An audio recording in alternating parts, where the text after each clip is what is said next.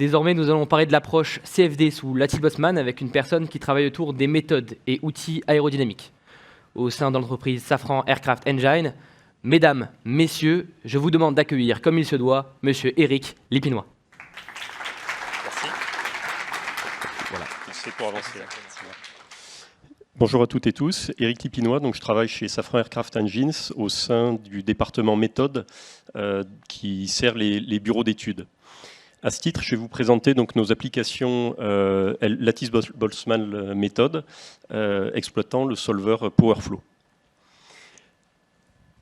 Nous utilisons à l'heure actuelle ce solver essentiellement pour des problématiques d'intégration moteur, c'est-à-dire pas pour les calculs de veine, de génération de puissance et de génération de poussée, mais vraiment pour l'interaction du moteur avec son environnement, soit l'environnement direct dans la nacelle du moteur, soit l'environnement plus lointain, environnement avion et au-delà.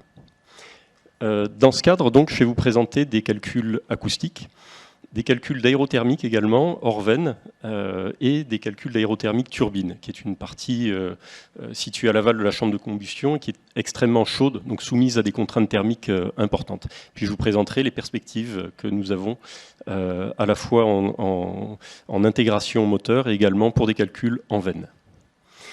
Pour commencer par l'acoustique, comme vous le savez, en haut à gauche, vous avez une illustration d'une intégration d'hélice sur avion, puisque nous sommes dans le secteur aéronautique confrontés à un challenge extrêmement important de réduction de l'impact environnemental, donc de réduction de la consommation et des émissions de CO2, de NOx, etc.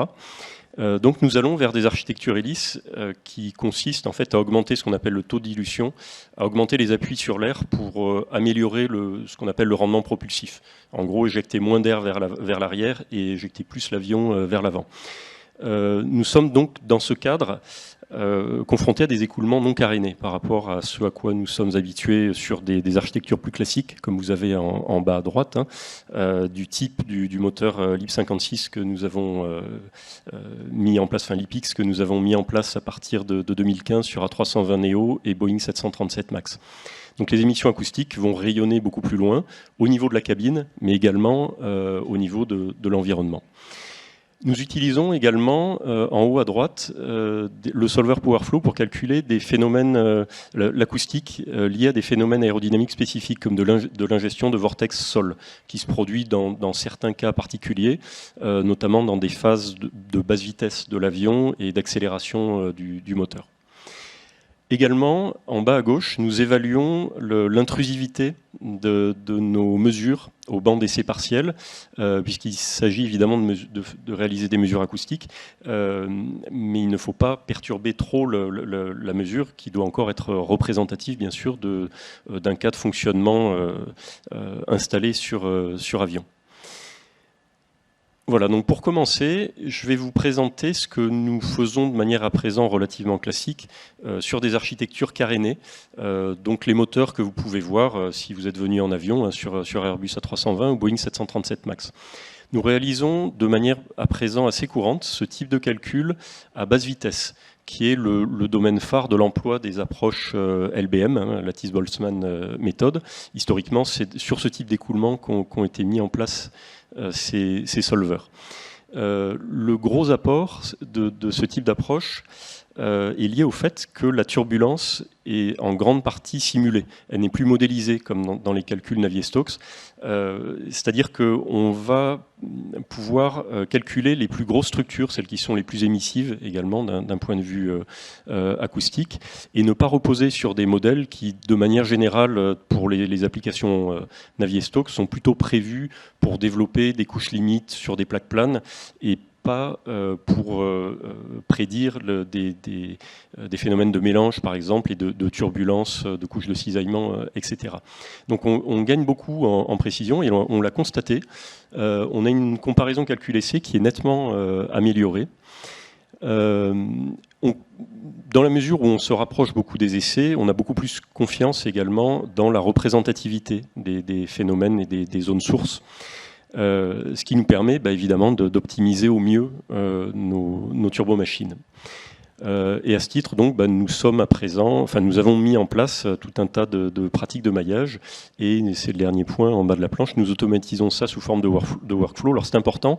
C'est le moment où on passe finalement d'applications R&T à des applications industrielles, c'est-à-dire où un plus grand nombre d'ingénieurs vont commencer à mettre en œuvre ce type de calcul. Et donc, il s'agit d'avoir des workflows beaucoup plus automatisés pour limiter les risques d'erreur. Voilà, donc les moyens, c'est la simulation Lattice-Boltzmann méthode PowerFlow, et nous visons l'extension de ce type de calcul à d'autres architectures moteurs et également à d'autres cas de calcul à plus haute vitesse. Donc ça, c'est plus récent. Ce sont des calculs qui ont été mis en place chez Dassault Systèmes à partir de 2021. L'approche Lattice-Boltzmann méthode, historiquement, est mise en œuvre plutôt pour des écoulements incompressibles ou basse vitesse, compressibles, mais modérément, disons. Donc il y a eu une montée en Mach progressive qui a été réalisée au fil des années. Pendant longtemps, nous avons utilisé le solver qui permettait d'aller jusqu'à Mach 0,95. Or, la plupart de nos applications vont nettement au-delà de ça. C'est-à-dire que localement, sur des moteurs à présent un petit peu anciens, on peut monter à des Mach entre 1,5 et 2. Donc on est très nettement au-delà des cas incompressibles ou faiblement compressibles. Donc bien sûr, il y a une mise en œuvre progressive de ce type de calcul et une évaluation qui est faite. Les premières démonstrations montrent plutôt de bons résultats d'un point de vue acoustique. C'est-à-dire d'un point de vue aérodynamique, il y a encore des progrès à réaliser par rapport à la précision que nous recherchons. Mais d'un point de vue acoustique, les résultats sont bons. Ces calculs, donc, comme je l'ai mentionné, ont été mis en œuvre par Dassault Systèmes. Nous avons récupéré ces cas de calcul et nous nous les approprions à l'heure actuelle. Par la suite, donc, nous allons étendre ça à d'autres cas de fonctionnement au régime. Alors, le haut régime nous intéresse particulièrement, c'est-à-dire que l'acoustique, historiquement, est plutôt dédié aux basses vitesses, au cas de comment dire, basse vitesse avion ou basse vitesse moteur, au cas de ralenti-sol, ralenti-vol, également au cas de ce qu'on appelle le cutback, c'est-à-dire le moment où il y a une réduction juste après le décollage du régime moteur pour éviter d'arroser tout l'environnement urbain, puisque les aéroports sont généralement proches des villes. Mais évidemment, on a des cas à plus haute vitesse, notamment liés aux problématiques d'acoustique cabine, puisque les moteurs sont assez proches de la cabine, évidemment, même s'il y a des protections acoustiques, il va y avoir un rayonnement important et des nuisances pour les passagers. Donc on essaye de réduire ces nuisances. Voilà. Et puis également, pour l'instant, on est sur des cas de moteurs non installés en environnement avion, donc nous souhaitons aller vers des cas installés. Je vais à présent vous présenter l'aérothermique Orven sur deux cas maquettes qui sont représentatifs des problématiques que nous rencontrons sur moteur. Un premier cas qui a été mis en œuvre sur une maquette représentative d'une demi-nacelle. Donc vous voyez, on a fait travailler les menuisiers. C'est un dispositif représentatif en fait de la dissipation de puissance de tous les équipements que nous pouvons avoir Orven. Donc il y a tout un tas d'équipements électroniques, de dispositifs de ventilation, de bâche à huile, etc. Qui vont diffuser de l'énergie dans l'environnement nacelle et qu'il s'agit d'évacuer. Donc le dispositif est assez simple, somme toute, c'est-à-dire qu'il y a de l'air qui va rentrer par le bas, qui va monter progressivement sous l'effet de la poussée d'Archimède et qui va s'échapper par le haut. Et il s'agit évidemment de contrôler les niveaux de température, sachant qu'il y a des cartes électroniques dans l'environnement. Les résultats donc étaient tout à fait bons. Donc on est vraiment à nouveau dans un cas basse vitesse qui est le domaine royal de la mise en œuvre de ce type d'approche. La particularité là, c'est qu'on avait couplé donc PowerTherm, qui est le solver thermique solide, et PowerFlow, le solver fluide.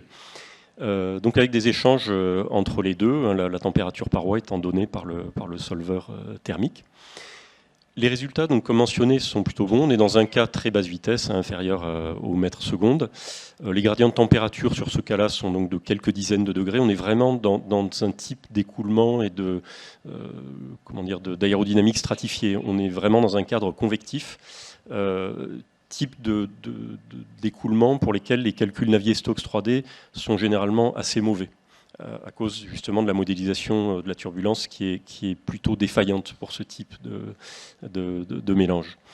Les comparaisons aux essais donc, ont été vraiment très bonnes puisqu'on a gagné d'un ordre de grandeur à peu près sur la précision, donc ce qui est majeur évidemment, et sur le débit on était dans la précision de mesure.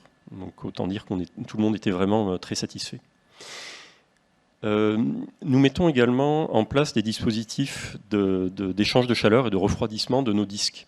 Les disques donc, sont les parties situées sous veine qui vont retenir les aubages qui tournent à haute vitesse, qui tirent en centrifuge évidemment. Et ces disques sont généralement en métal et ont des propriétés mécaniques et matériaux qui se dégradent avec la température. Donc nous ventilons ces disques pour en assurer la durée de vie et également pour assurer des jeux de fonctionnement. Puisqu'on a des pièces haute vitesse, les pales qui vont tourner à proximité des carters. Donc le fait de rétracter les disques permet de piloter les jeux fonctionnels en sommet de rotor. Donc la maquette est assez simple, somme toute, et reproduit finalement ce qui se produit sur moteur. C'est-à-dire qu'on a des disques, on va mettre des dispositifs chauffants pour simuler la présence d'air chaud en veine. Et ensuite, on va essayer de reproduire ça par calcul. Donc là, on est à nouveau face à des écoulements de type convectif, pour lesquels, comme je le mentionnais, à nouveau, les calculs Navier-Stokes ne sont pas très bons. Donc ils sont caractérisés par le nombre de Rayleigh en convection naturelle. Et comme vous pouvez le voir en bas à droite, on a une superposition qui, à l'échelle du gradient mesuré, est particulièrement bonne entre les points d'essai en rouge et le calcul PowerFlow. Voilà, et puis en pointillé, vous avez un calcul sans flux convectif qui nous permet de constituer une référence. Voilà, donc à nouveau, de très bons résultats et un gain qui est exactement du même ordre de grandeur que ce qu'on avait sur le cas précédent. En conclusion, je m'excuse, il y a quelques coquilles dans cette planche. Donc ce qui est très apprécié des utilisateurs et ce qui a été mis en œuvre et démontré sur ces deux cas, c'est que déjà on a une facilité de mise en données. Il faut se rendre compte que ces environnements sont extrêmement complexes d'un point de vue géométrique. On a beaucoup de dispositifs, cartes électroniques, bâches à huile, etc. qui sont présents, beaucoup d'accidents géométriques.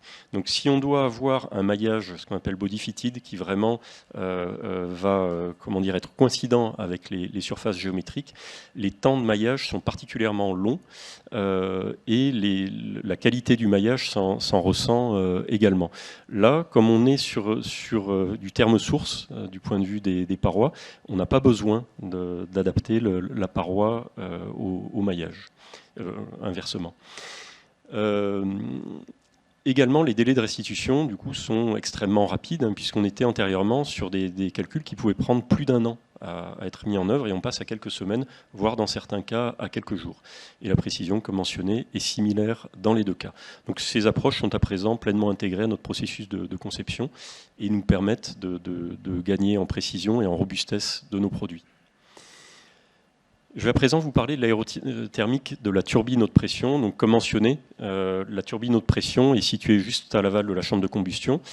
Les aubages de la turbine haute pression fonctionnent à des niveaux de température qui peuvent être localement à plusieurs centaines de degrés au-dessus du point de fusion du métal qui les constitue. Donc, comment arriver à faire fonctionner nos aubes de turbine et pendant des milliers de cycles dans ces conditions-là? Tout simplement, il y a des dispositifs de protection thermique, barrières thermiques, dispositifs d'échange de chaleur, soufflage, purge. Donc vous avez un schéma, je ne vais pas détailler en dessous, deux schémas qui vous illustrent un petit peu l'usine à gaz, littéralement, qu'on met en place dans ces aubages.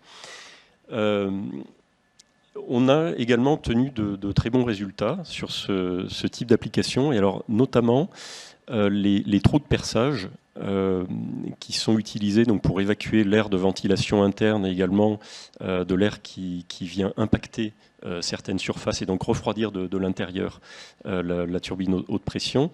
La forme de ces perçages n'est pas cylindrique. En tout cas, idéalement, elle est optimisée. Donc ce sont des technologies vraiment très précises de détail et qui font une énorme différence entre les motoristes. Donc nous avons reproduit des cas de calcul qui ont été réalisés aux États-Unis à l'université de Pennsylvanie. Donc des cas de référence, on n'est pas les seuls à les utiliser. Sur différentes géométries.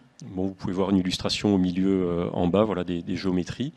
L'objectif est d'être capable de simuler le mélange de cet air relativement frais qui est prélevé sur le compresseur, qui est éjecté donc, dans de l'air qui est passé par la chambre de combustion, qui a été brûlé. Donc l'efficacité finalement de mélange et de refroidissement des parois est variable d'un type de perçage à l'autre. Et à nouveau, on a observé que la représentativité essai était particulièrement bonne pour la même raison, puisqu'on va simuler une bonne partie du spectre turbulent. Donc le mélange se passe beaucoup mieux, de manière beaucoup plus représentative par rapport à des cas où la turbulence est modélisée. Voilà. Et à nouveau, dans la mesure où on a confiance dans les résultats, dans ce qui est mesuré en tout cas, on a accès à des interprétations de phénomènes qui sont beaucoup plus précises, et donc ce qui nous permet d'optimiser nos produits de manière nettement améliorée. Ces calculs ont été réalisés une première fois avec la version subsonique de PowerFlow, et donc cette année, nous allons réaliser des calculs à des Mach plus élevés. Voilà, quelles sont nos perspectives et nos besoins futurs? Tout d'abord, je l'ai mentionné plusieurs fois, la montée en Mach est importante puisque c'est notamment une condition sine qua non pour réaliser des calculs en veine. La plupart de nos calculs sur compresseur et sur turbine en veine sont à des Mach relativement élevés. Donc nous avons besoin d'accéder à ces régimes de fonctionnement. Donc autant pour le calcul hors veine que pour le calcul en veine, et notamment pour le calcul hors veine, puisque nous avons des cas. Alors nous avons un secteur de sûreté de fonctionnement, donc qui est chargé d'élaborer tous les scénarios de rupture qui peuvent survenir dans le moteur et qui vont garantir que le moteur va s'arrêter tranquillement. Nous avons des cas de rupture de canalisation haute pression qui peuvent se produire en supersonique. Nous avons également besoin de capacités de périodicité azimutale. L'objectif serait de calculer une seule aube quand il y a de la répétitivité cyclique.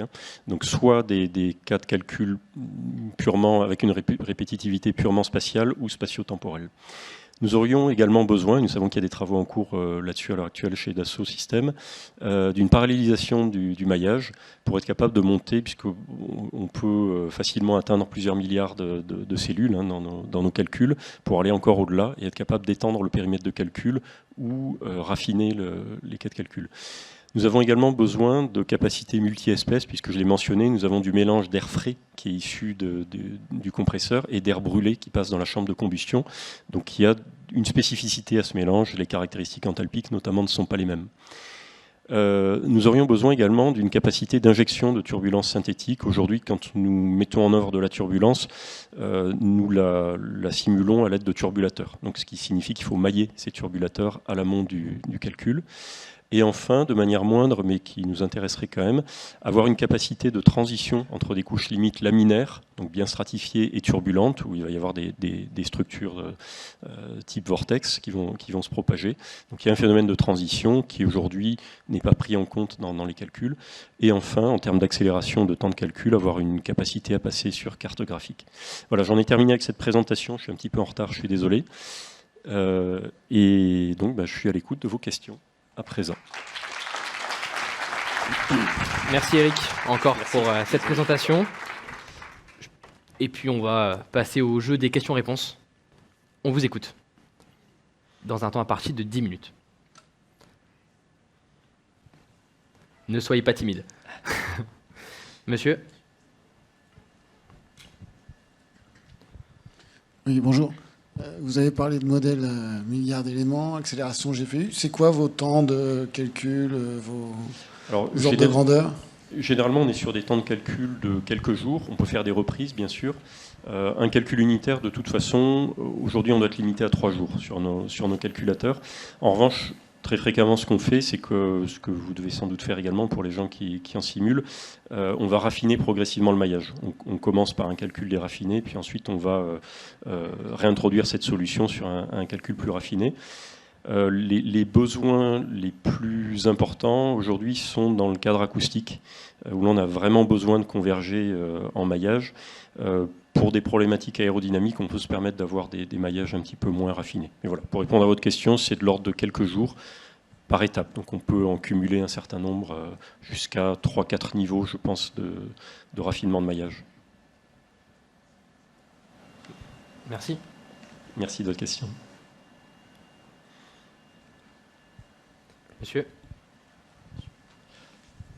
Bonjour. Bonjour. Quand vous évoquez votre temps de calcul sur quelques jours, c'est sur quel type de calculateur?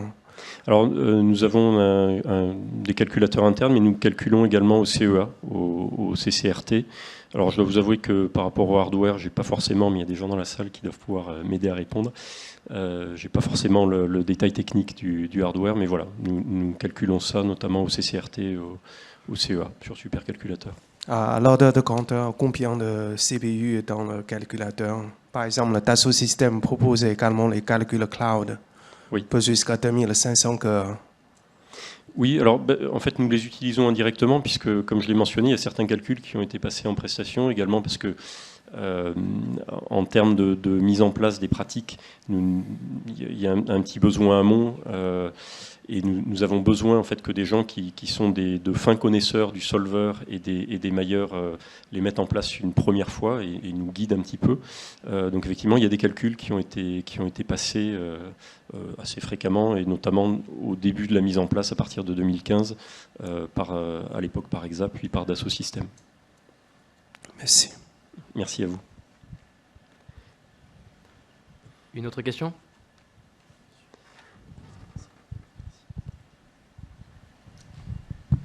Oui, alors j'avais une question au niveau de l'aéroacoustique. Vous avez parlé d'automatisation avec des workflows, mais vous n'avez pas précisé, du coup je voulais en savoir un peu plus si c'est possible.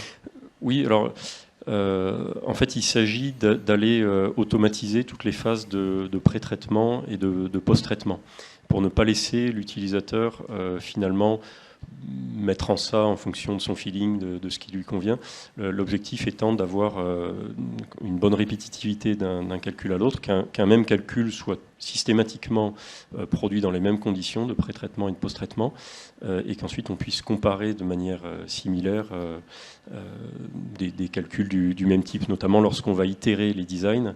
Il faut impérativement que la comparaison soit liée aux évolutions géométriques du design ou aux évolutions de fonctionnement et non pas aux différences de mise en œuvre évidemment d'un calcul à l'autre. Donc ça va concerner notamment tout ce qui est pratique de maillage, mise en place des conditions limites.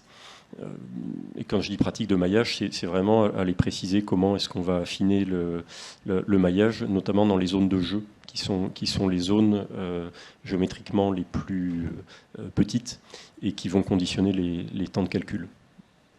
D'accord, merci.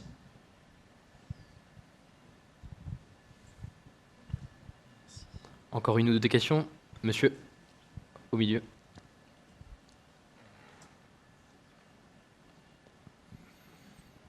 Bonjour. Merci pour votre présentation. Je me demandais au niveau de toutes ces tâches que vous effectuez, donc la préparation des calculs, la résolution, le post-traitement, le maillage, est-ce que tout est intégré dans Simulia ou est-ce que vous venez interfacer votre Simulia avec des codes d'entreprise ou des codes un peu personnels? Alors, la majeure partie des activités, effectivement, sont réalisées dans la chaîne PowerFlow. Enfin, autour de PowerFlow, il y a tout un tas d'utilitaires, PowerVis, PowerCase, etc., PowerDelta, qui sont utilisés. Après, c'est vrai que nous avons des post-traitements spécifiques, notamment pour tout ce qui va concerner les mesures de rendement et les moyennes qui sont appliquées. Donc en fin de course, en fait, on peut récupérer certains fichiers et ensuite les passer dans nos post-traitements maison. Mais il faut voir que la chaîne est assez performante, hein, donc on a tendance à l'utiliser au maximum, puis à basculer pour des mesures très spécifiques dans nos post-traitements maison, effectivement. Merci. Merci à vous.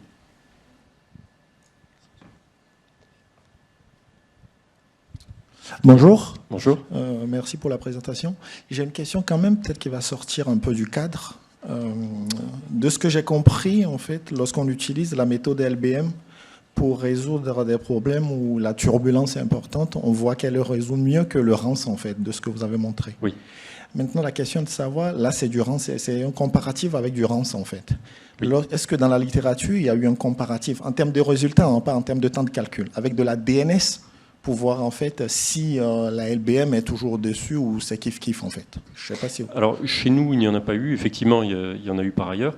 Vis-à-vis de la DNS, la grosse différence, évidemment, c'est qu'en LBM, on est en loi de paroi. Donc tout ce qui est proche paroi en fait, va être modélisé en LBM via la lotte paroi. Alors il faut bien l'admettre, nous on n'a pas accès à toute la physique qui est présente dans PowerFlow, c'est bien normal, c'est un code commercial. Ouais. Manifestement, les lois de paroi sont assez affûtées, qui sont mises en œuvre dans PowerFlow, puisqu'on constate que généralement les résultats sont plutôt bons. Notamment, on a eu la surprise en termes de Y+, donc c'est la première maille à la paroi, une estimation adimensionnelle de la taille de première maille à la paroi en fonction du Reynolds, de la vitesse et des dimensions caractéristiques de l'écoulement. On a pu voir que même pour des mailles très déraffinées, proche paroi, oui. Les résultats restaient plutôt bons et de manière inattendue, c'est-à-dire dans des cas pour lesquels on serait attendu à une dégradation du résultat. Donc il y a manifestement un savoir-faire dans le code en termes de loi de paroi. Comme je vous le disais, de la DNS, nous n'en réalisons pas en entreprise, ça reste encore vraiment... Donc je n'ai pas une expérience personnelle de la chose. Maintenant, oui, il y a eu des comparaisons. En revanche, ce qu'on a pu réaliser comme autre comparaison, c'est-à-dire quand on parle de RANS, de Navier-Stokes, il y en a de plusieurs types, il y a du stationnaire, de l'instationnaire, également du SAS, où on vient, ce qui est finalement une forme de LBM ou de LES déraffiné, où on vient simuler certaines des structures turbulentes qui sont vraiment dans la partie supérieure, comment dire, une plage beaucoup moins étendue en tout cas qu'en LBM. Et là, effectivement, on constate qu'en RANS, dans ce type de calcul RANS, on améliore la précision du calcul par rapport à des calculs moyennés, mais on reste moins bon que de la LBM. On est quelque part entre les deux. Donc c'est ça qui nous fait dire aussi que c'est certainement cette capacité à venir capter les grosses structures turbulentes qui sont très émissives acoustiquement et qui sont intéressantes d'un point de vue thermique pour le mélange, intéressantes en termes de représentativité. Donc c'est certainement ça qui permet de gagner en précision. Ok. Donc, ce qui veut dire, juste pour finir, ce qui veut dire quand même que si j'ai des problèmes, en gros, si je comprends, je dégrossis, si j'ai des problèmes où j'ai besoin de mailler à la paroi, par exemple, parce que le Y+ doit être aux alentours de 1, si je le remets en fait dans la LBM, je peux déraffiner, grossir les premières mailles, et du coup, j'obtiens des précisions quand même qui sont comparables et bien plus intéressantes, en fait. Tout à fait. Aujourd'hui, à titre indicatif, les Y+, ils peuvent évoluer entre 50, 100, voire on a vu des cas un peu à notre corps défendant, mais... On a eu la bonne surprise de voir que les résultats étaient bons de plusieurs centaines. Ok, très bien. Merci. Je vous en prie. Merci. Une dernière question. Ce sera sans doute tout. Okay. Merci Eric. Merci à vous.